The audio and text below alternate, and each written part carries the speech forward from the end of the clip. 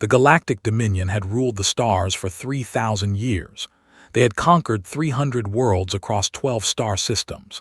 Their method was always the same. They would find a new species, study them, and then give them a simple choice. Serve the Dominion or die. Most species chose to serve. The ones who refused were destroyed so completely that even their names were forgotten. Admiral stood on the command deck of his flagship, the Eternal Victory. He was tall, over 8 feet, with thick gray scales covering his body. His eyes were yellow and cold like a predator watching prey. He had personally overseen the conquest of 47 worlds. To him, conquest was not war. It was simply the natural order of things. The strong ruled, the weak served. This was the truth of the universe. Admiral, his communications officer called out. The scout team has completed their assessment of the third planet in the target system. Turned slowly, and what did they find? The officer pulled up the data on the main display. Images appeared showing blue oceans, green continents, and billions of small creatures walking on 2 legs. They had no scales, no claws, no natural armor. They looked soft and fragile, like something that should have been eaten by predators long ago. They call themselves humans, the officer reported. They have achieved basic space travel but have not left their own star system. Their technology is approximately 2,000 years behind our own. Studied the images. He watched humans walking through their cities, driving their primitive vehicles, living their short and meaningless lives. He felt nothing but contempt. Physical assessment, he asked. Extremely weak, Admiral. They have no exoskeleton, no natural weapons, no regenerative abilities. A simple blade can kill them. Their own star's radiation damages their skin. They require constant water intake and must sleep for 1/3 of their existence or they begin to malfunction. Most importantly, their average is only 80 cycles. Laughed. It was a harsh sound like rocks grinding together. 80 cycles. We live for 500. What can such creatures possibly accomplish in 80 cycles? Very little, Admiral. They spend the first 20 cycles simply learning to function. By the time they gain any useful knowledge, they are already dying. Commander stood in the corner of the deck, listening quietly. She was young for her rank, only 90 cycles old. Her scales were silver, not yet darkened by age, and she had never led a conquest herself. She had only watched and learned. Now she studied the human data with interest. They have no hive mind, she asked. No telepathic connection. None, the officer confirmed. They communicate through sound waves and written symbols, extremely primitive. They cannot even share thoughts directly. Then how do they coordinate? How do they build cities and machines? The officer seemed confused by the question. They simply talk to each other, Commander. They use words. Found this strange. Every advanced species the Dominion had encountered used some form of mental connection. The idea of building a civilization through spoken words alone seemed impossibly difficult. And yet, the humans had done it.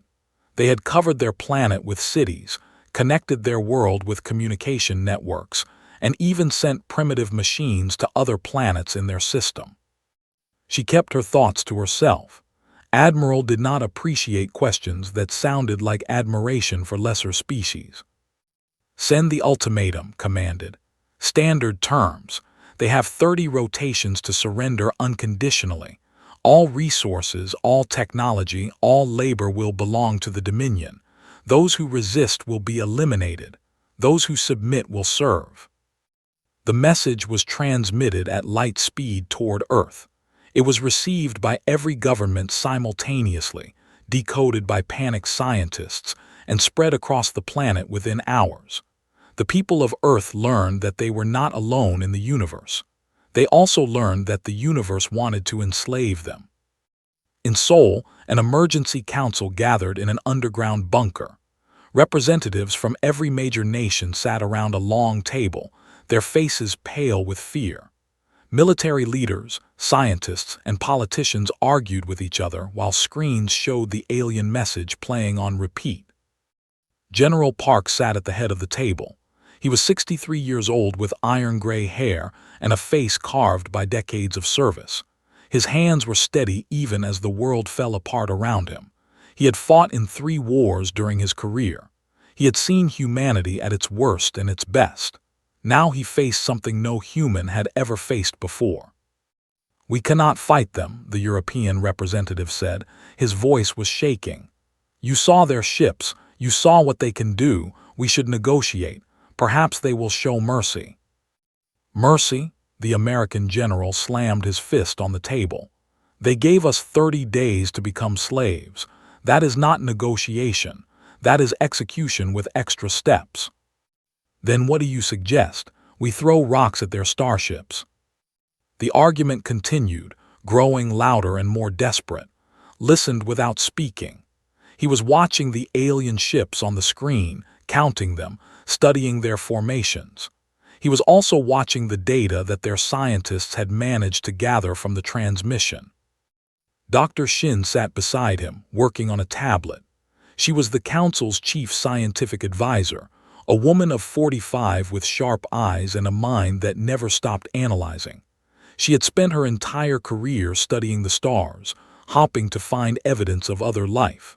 Now she had found it, and it wanted to destroy everything she loved. "Their assessment of us is accurate," she said quietly, so only could hear. "Physically, we are exactly what they described: weak, fragile, short-lived. So we are doomed." Looked up from her tablet. A small smile crossed her face, the kind of smile that hid something dangerous. "They measured what we are, General. They did not ask what we have done. They did not ask how we got here." Raised an eyebrow. "Explain." "Humans have existed for 300,000 years. For most of that time, we were nothing. Animals hiding from predators, struggling to survive each day. We had no claws, no fangs, no armor. Every other creature on our planet was better designed for survival than us. And yet we survived. We did more than survive. We conquered our entire world. We drove countless species to extinction. We changed the planet's climate. We split the atom and touched the moon. We did all of this in the blink of an evolutionary eye. Eyes were bright with something that might have been madness or might have been hope. They see our weakness as a flaw. They do not understand that our weakness is what made us strong. We had to be clever because we could not be powerful. We had to cooperate because we could not survive alone. We had to build tools because our bodies were not enough." Considered her words. Around them the argument continued. Some wanted to surrender, some wanted to fight, some wanted to hide and hope the aliens would go away. "What are you suggesting, Doctor?" "I am suggesting that they have made an error, a fatal error. They looked at humanity and saw prey. They should have looked closer. They should have asked why the prey was still alive after 300,000 years of being hunted by everything on its planet." She leaned closer, her voice dropping to a whisper. "They should have asked what happened to all the predators." Felt something shift inside him. It was not hope exactly. It was something older and darker. It was the same thing that had driven his ancestors to hunt mammoths with sharpened sticks, to cross frozen wastelands in search of new lands, to build empires and tear them down and build them again. It was the absolute refusal to die quietly. He stood up, the room fell silent, every eye turned to him. "We have 30 days, he said. His voice was calm and cold.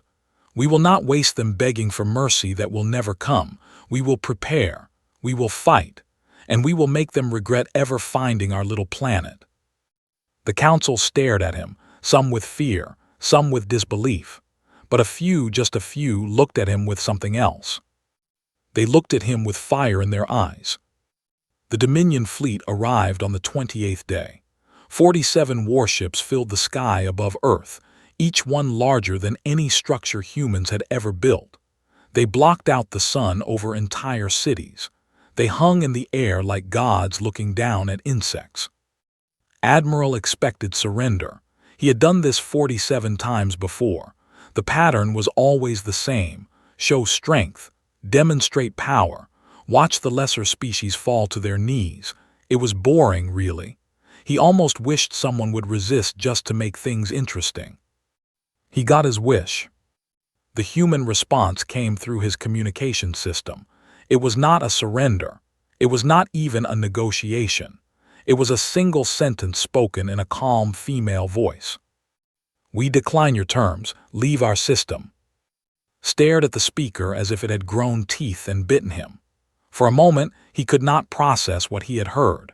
A species with no space fleet, no advanced weapons, no hope of victory had just told the Dominion to leave. "They are insane," Commander said. She was standing beside him, equally shocked. "They must know they cannot win." "Perhaps they need a demonstration," replied. His shock was already turning to anger. "Show them what we do to species that waste our time." He ordered the fleet to fire on a small island in the Pacific Ocean. It was uninhabited, just rock and trees and birds. The warships turned their weapons toward it and fired. The energy beams struck the island like the fist of an angry god. In 3 seconds, 200 square kilometers of land became molten glass. The ocean rushed in to fill the crater, sending steam clouds miles into the sky. "Reconsider," broadcast to Earth. "You have 12 hours." 12 hours passed, then 24, then 48. The human sent no response, grew impatient. He began planning the ground invasion. His officers prepared their troops. Victory seemed certain. The only question was how many humans would die before the rest accepted their fate. But somewhere on Earth, humans were preparing something else. Lieutenant sat in the briefing room of a military base in South Korea. She was 26 years old, a fighter pilot with 4 years of experience. Her flight record was perfect. Her commanders called her the best natural pilot they had ever seen. She had steady hands, sharp eyes, and a heart that never seemed to beat faster no matter how dangerous the situation became. Today, her heart was beating faster. The mission briefing was unlike anything she had ever heard. A one-way trip, a suicide mission, no chance of survival. The goal was simple but impossible: get close to the Dominion flagship and destroy it. "We have studied their shields," the briefing officer explained. "They are strong but not perfect. There is a gap when vessels are docking, a small window of maybe 10 seconds. If we can get close enough during that window, we can deliver a nuclear payload directly to their hull." "How do we get close enough?" another pilot asked. "They will shoot us down before we reach visual range." "We have obtained their surrender codes." The officer paused. He looked tired, like a man who had not slept in days. "Our intelligence teams captured a Dominion scout. They extracted the codes. They sacrificed themselves to make sure the information reached us."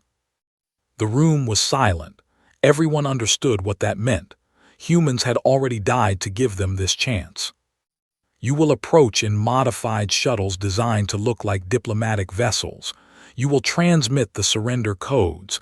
They will let you dock, and then—" He did not finish the sentence. He did not need to.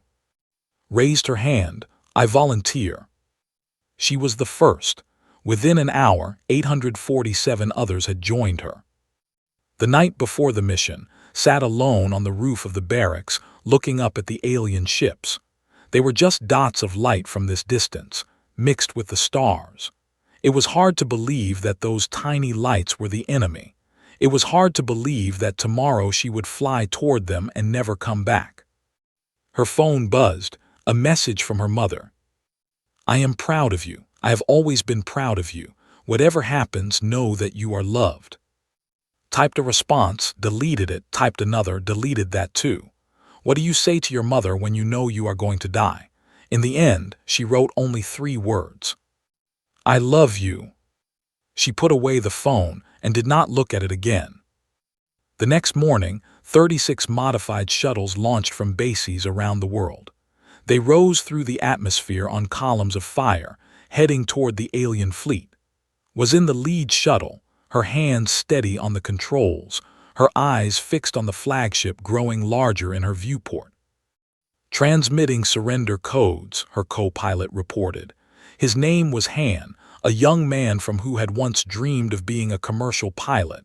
Now he was flying toward his death with a smile on his face. They're buying it. They think we're giving up. The flagship's docking bay opened. It was like a mouth waiting to swallow them. Guided her shuttle inside, watching Dominion soldiers watch her with contempt. They thought they had won. They thought these weak little humans had finally accepted the truth. They were wrong. All shuttles are inside, said. Bay doors are closing. Looked at him, he looked back. There was no fear in his eyes, only peace. It was an honor, she said. The honor was mine. She pressed the button. The nuclear warheads in all 36 shuttles detonated simultaneously.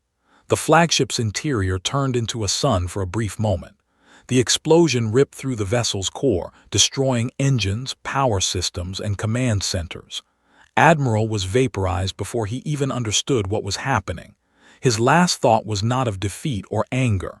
It was simply confusion. This could not be happening. The prey could not kill the predator. And yet they did. The flagship broke apart in the sky above Earth. Burning pieces fell toward the ocean, trailing smoke and fire. The explosion triggered chain reactions in the ships nearest to the flagship. 17 more Dominion vessels were crippled. Some lost power. Some lost control. Some simply exploded as their damaged systems failed. On Earth, billions of people watched the sky light up. They saw their enemies burning. They saw proof that the invaders could bleed. General Park stood in the command center, watching the battle data scroll across his screens. He saw the 36 shuttles disappear from the display, one by one. 412 names, 412 lives. He would remember every single one of them until the day he died. Dr. Shin stood beside him. Her face was pale, but her eyes were bright.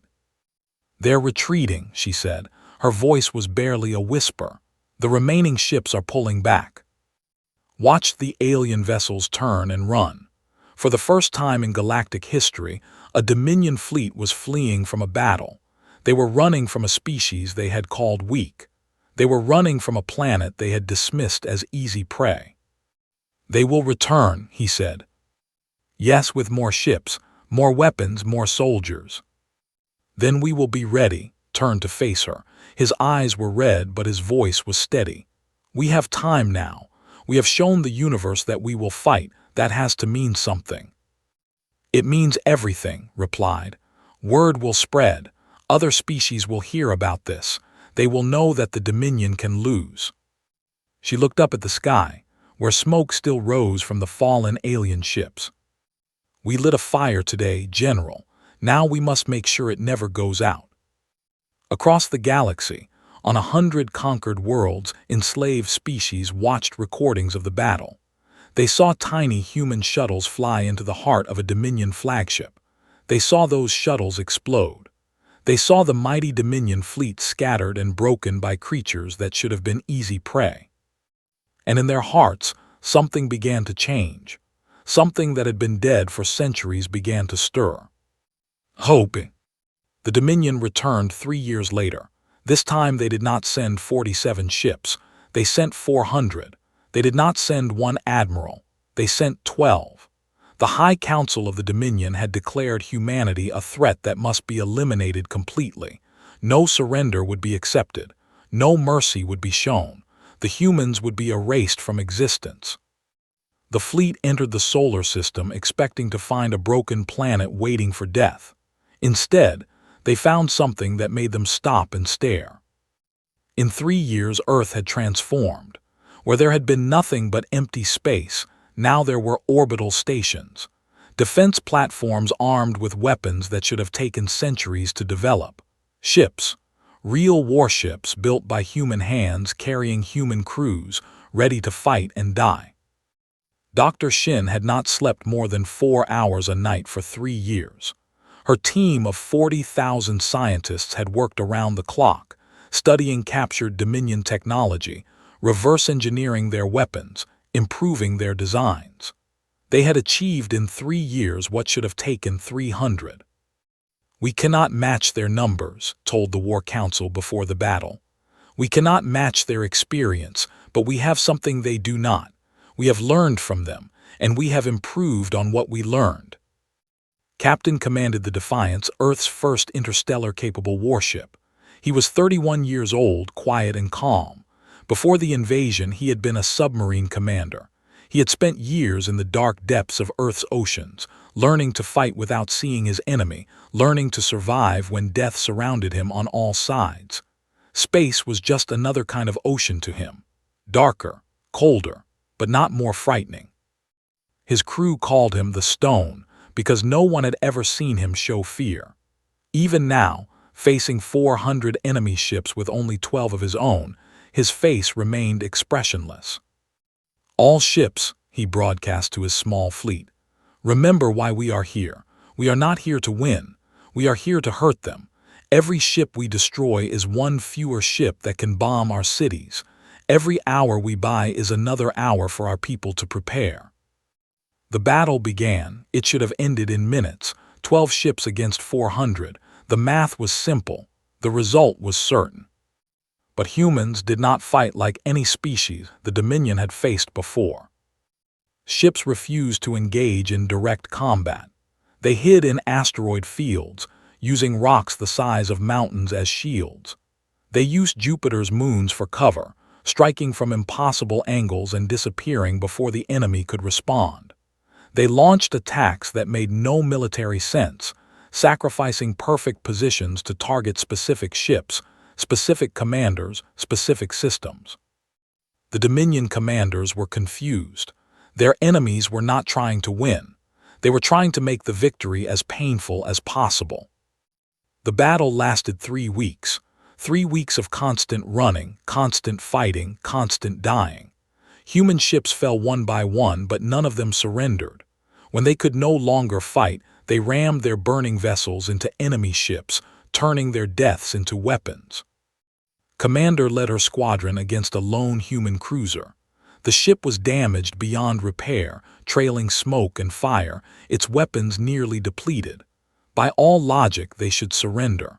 By all logic, they should accept the mercy of quick death.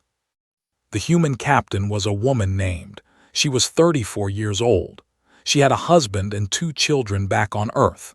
She would never see them again. "Dominion vessels," she broadcast. Her voice was calm, almost gentle. "I want you to know that I am not afraid. I want you to know that my crew is not afraid. We knew we would die when we started this journey. We accepted it. We welcome it because we know something you do not." Listen, her scales prickling with an unfamiliar sensation. "We know that you cannot break us. You can kill us. You can burn our cities. You can enslave our people, but you cannot make us stop fighting. You cannot make us forget what we are. And eventually, because of that, you will lose. Not today, not tomorrow, but someday, because we do not stop." Detonated her remaining weapons. The explosion destroyed her ship and 3 Dominion vessels around it. Survived only because her ship was slightly farther away. She floated in the wreckage, staring at the spot where the human captain had been. For the first time in her 90-year life, felt afraid. The Dominion eventually won the space battle through sheer numbers. They lost 127 ships. Earth lost 9. But the human crews had fought until destruction. There were no prisoners because no human surrendered. Then came the ground war. The Dominion forces landed expecting quick victory. They had conquered 100 worlds. They knew how to break resistance. You destroyed the leadership, controlled the resources, and waited for the population to accept their fate. But humans did not accept their fate. Moon was 19 years old when the aliens landed. He had been a university student, studying poetry and literature. He had dreamed of becoming a writer, of creating beautiful words that would touch people's hearts. Now he lived in the ruins of leading a resistance cell of 30 fighters. Most of them were young like him. Students, workers, ordinary people who had never held a weapon before the invasion. Now they fought every day. They slept in sewers and subway tunnels. They ate whatever they could find. They died in ones and twos, in ambushes and raids and desperate last stands.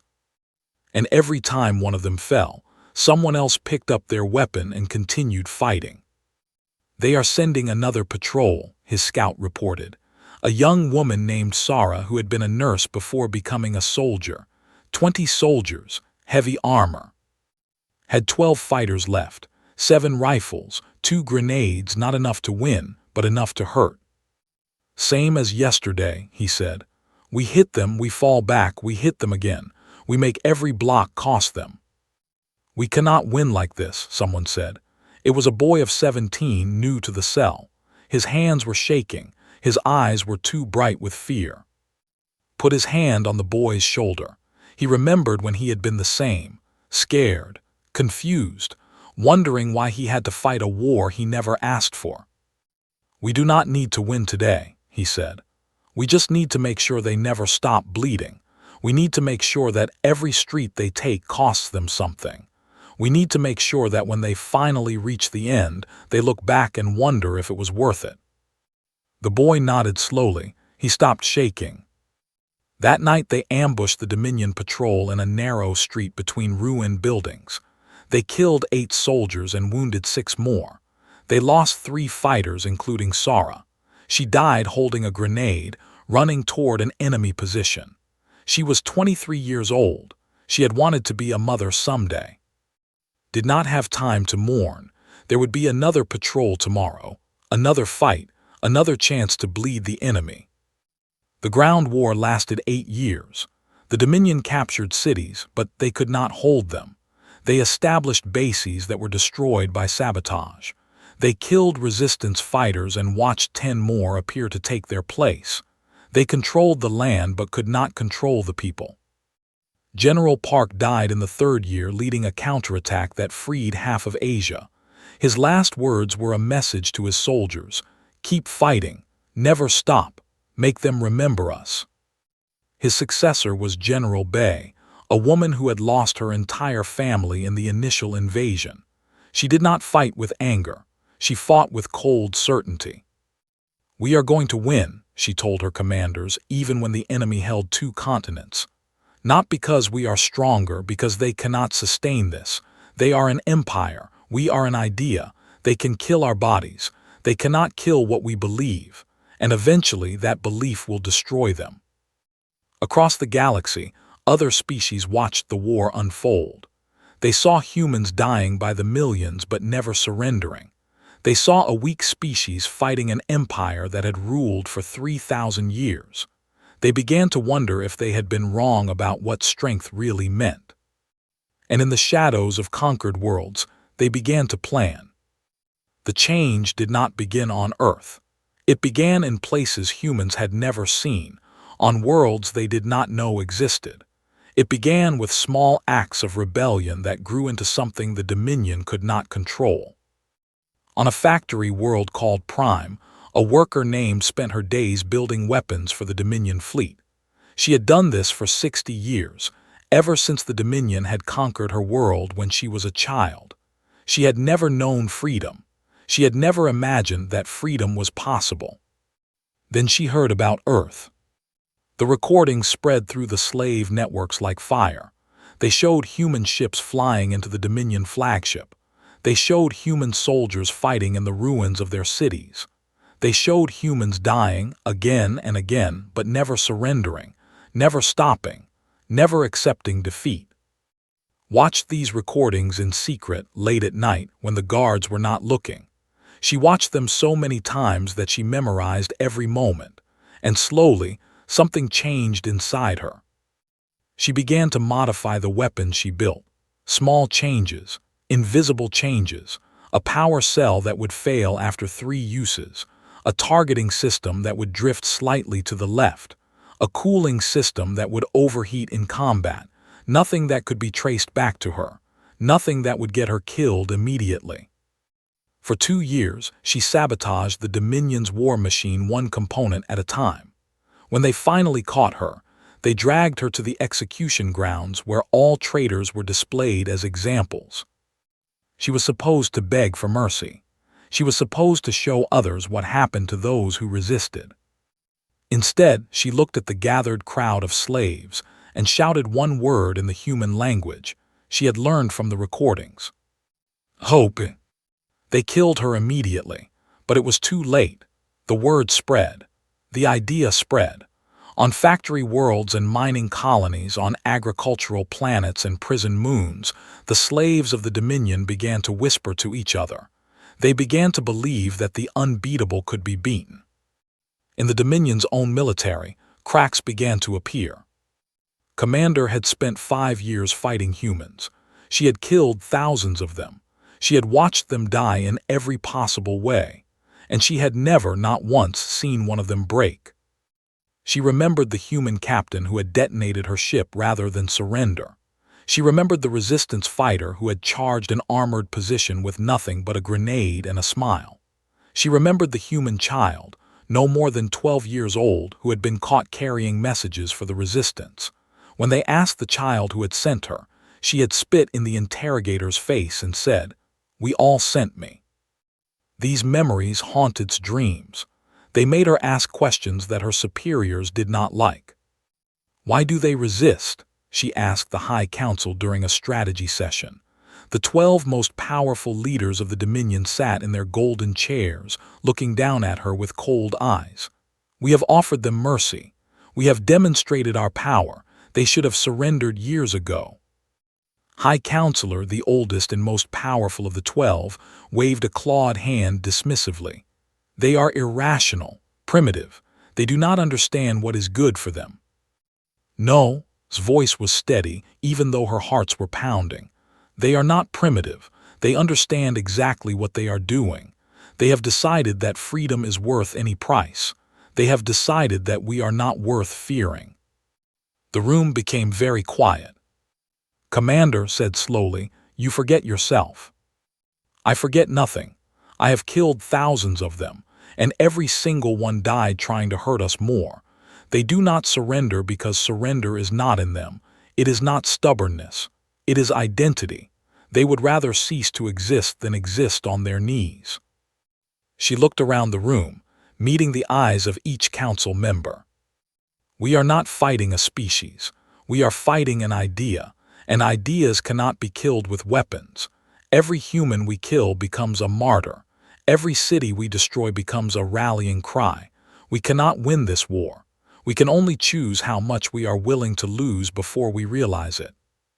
They arrested her that night, charged with sedition, sentenced to death. But her words did not die with her arrest. They spread through encrypted channels, reaching Dominion officers who had their own doubts, officers who had seen what had seen, officers who were tired of fighting an enemy that would not stop. On Earth, the tide was beginning to turn. Dr. Shin had finally cracked the secret of Dominion faster-than-light travel. More than that, she had improved it. Her ships could move faster than anything the Dominion possessed. They could appear anywhere, strike without warning, and vanish before the enemy could respond. "We can take the fight to them," she announced to the War Council. General Bay was there, along with the other military leaders who had survived 8 years of war. They were tired. But they were not broken. "We cannot conquer their empire," continued. "We are not conquerors, but we can do something better. We can free their slaves. We can show every conquered species what we have shown them, that the Dominion can be defeated. That resistance is possible. That hope is not just a dream." The first human fleet to leave the solar system contained 60 ships. Their mission was not conquest. It was liberation. Admiral commanded the operation. He was 40 now, gray in his hair and lines on his face. He had fought for nearly a decade. He had lost friends, crews, and pieces of his soul. But he had also kept the fire burning that Lieutenant had lit with her sacrifice. At his side was an unexpected advisor, Commander. She had been rescued from her execution by Dominion defectors who shared her doubts. They had smuggled her to Earth, where she had offered her services to the human resistance. Some had wanted to kill her. She had killed too many humans to be trusted. But Admiral had looked into her eyes and seen something he recognized. He saw someone who had crossed a line that could not be uncrossed. He saw someone who had chosen to fight for what was right, even if it meant destroying everything she had known. "Why did you switch sides?" he asked her once, as they traveled toward the first target. It was a mining world where thousands of slaves worked in conditions that made death seem like mercy. Was quiet for a long time. She stared out the viewport at the stars flowing past, lights that had once represented her empire's power and now represented its weakness. "Because I finally understood something," she said. "The Dominion is dying, not from your weapons, from your example. Every species we have conquered is watching you refuse to break. They are learning something we never wanted them to learn." "What is that?" Turned to face him. Her yellow eyes, which had once been cold like a predator's, were now warm with something that might have been respect. "That even the strongest chains can be broken. All it takes is someone willing to bleed for it. You humans bled first. Now others will follow. And eventually, there will be so many bleeding that we cannot stop them all." The liberation of the first mining world took 3 days. The Dominion garrison fought hard, but they were not prepared for human tactics. They were not prepared for soldiers who did not fear death. They were not prepared for an enemy that fought like they had nothing to lose. When the last Dominion soldier fell, the slaves emerged from their tunnels and looked at their liberators with disbelief. They were small creatures, fragile, soft-skinned. They were the weak species everyone had heard about. But they had one. Stood before the freed slaves and spoke words that would echo across the galaxy. "We are human. We come from a world called Earth. We were told we were too weak to fight. We were told we were too small to matter. We were told to surrender. Instead, we chose to stand. And now we are here to tell you the same thing someone should have told you long ago." He raised his voice so everyone could hear. "You are not slaves. You were never meant to be slaves. You are free. And if you are willing to fight for that freedom, we will fight beside you." The cheering started slowly. Then it grew. It spread from the freed slaves to the humans standing beside them. It became a roar that seemed to shake the very ground. The tide had turned. The galaxy would never be the same. The liberation of the Dominion's conquered worlds took 12 years. It was not a human victory alone. It was a wave that swept across the galaxy, growing larger and stronger with each world that rose up against their masters. The pattern was always the same. Human ships would arrive at a conquered world. They would fight alongside the local resistance. They would show the slaves that the Dominion could be beaten. And then they would move on, leaving behind a freed world that would send its own ships to free others. It was a cascade, a chain reaction, a fire that spread from star to star until the entire galaxy was burning. Species that had been slaves for centuries remembered what freedom tasted like. Species that had never known freedom discovered it for the first time. And all of them, regardless of their shape or size or history, learned one simple truth. The Dominion had been wrong about weakness. The Dominion tried to stop it. They sent fleet after fleet to crush the rebellion. But every fleet they sent was one fewer fleet protecting their home worlds. Every soldier they deployed was one fewer soldier guarding their council. And slowly, inevitably, they ran out of soldiers and ships and time. The final battle took place above Dominion Prime, the capital world of an empire that had stood for 3,000 years. The combined fleet that gathered there was the largest in galactic history. Ships from 100 liberated worlds flew alongside human vessels. Species that had once been enemies now fought as allies. The galaxy had united against the tyranny that had ruled it for so long. Admiral was 63 years old, the same age that General Park had been when this all began. He stood on the bridge of the Remembrance, a massive battleship named after all those who had died to make this moment possible. His hair was white now. His face was lined with scars and years, but his eyes still held the same fire that had burned in them 30 years ago. Commander stood beside him. She had become more than an advisor over the years. She had become a friend, a symbol, proof that even enemies could become allies when they fought for the right cause. All ships broadcast. His voice was calm as it had always been. Remember why we are here. Remember the ones who came before us. Remember who lit the first fire. Remember Park, who never stopped believing. Remember who showed them we do not surrender. Remember Moon, who proved that even the smallest fighter can change history. He paused, looking out at the Dominion home world. It was a beautiful planet, blue and green, not unlike Earth. A world that had sent its children to conquer the galaxy. A world that had called humanity weak. Remember what they called us, said, weak. He smiled. Show them what weak looks like. The battle was fierce. The Dominion fought with the desperation of those who know they are dying. They threw everything they had at the Allied fleet. Ships exploded. Lives ended. The void of space filled with fire and debris. But the Dominion was fighting alone. They had no allies. They had no friends. They had only slaves, and those slaves had risen against them. Every ship they lost was gone forever. Every soldier they killed was replaced by 10 more. And the humans were everywhere. They flew the most dangerous missions.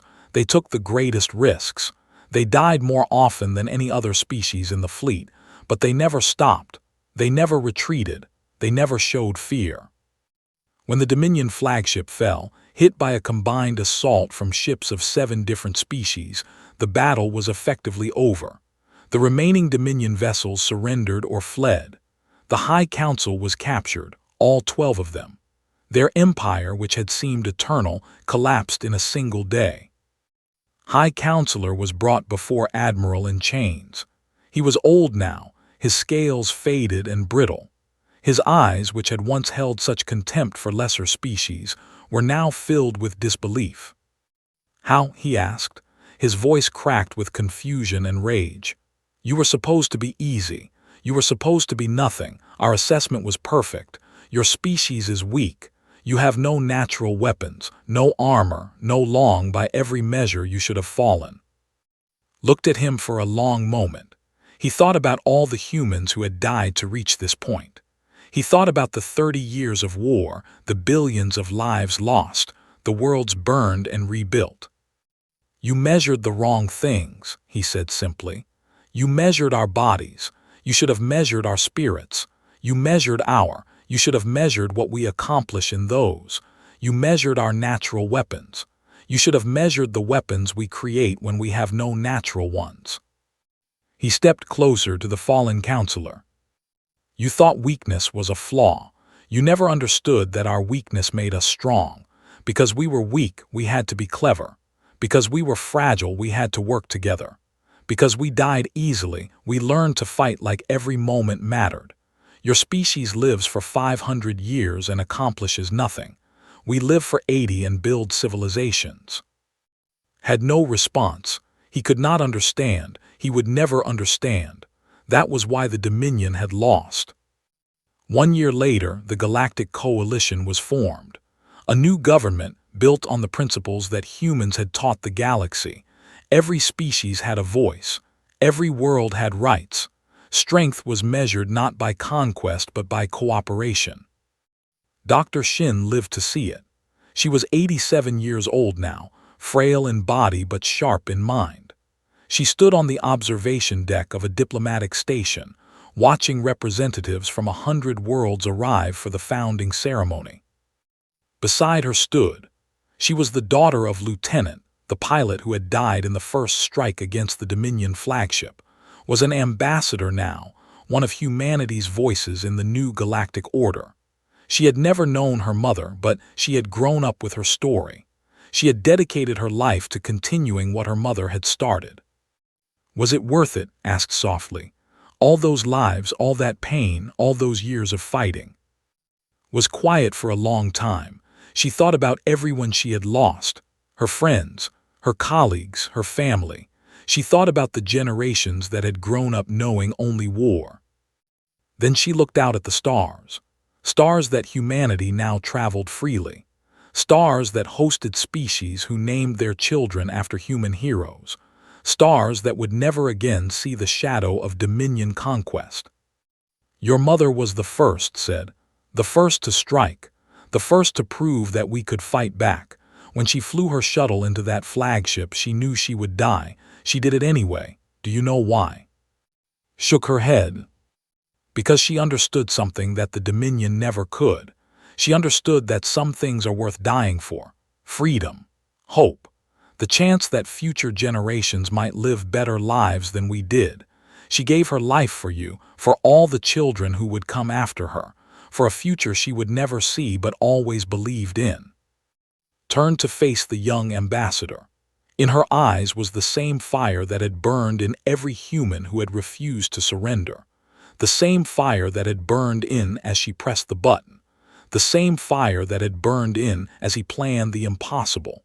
The same fire that would burn in humanity forever. They called us weak, said. They thought we were easy prey. They thought they could break us with threats and destroy us with weapons. She smiled, and in that smile was the weight of 30 years of war and the joy of final victory. History called it their final mistake. Outside the viewport, ships from 100 worlds gathered in formation. Human ships flew alongside vessels from species that had been slaves for. Former enemies became allies. Former masters became equals. The galaxy that had been ruled by fear was now bound by hope. And at the center of it all, small and fragile and impossibly stubborn, were the humans, the weak species that had refused to die, the prey that had become predators, the insects that had brought down giants. They had proven something that the universe would never forget. True strength was not about muscles or claws true strength was about the willingness to stand up when everyone expected you to fall.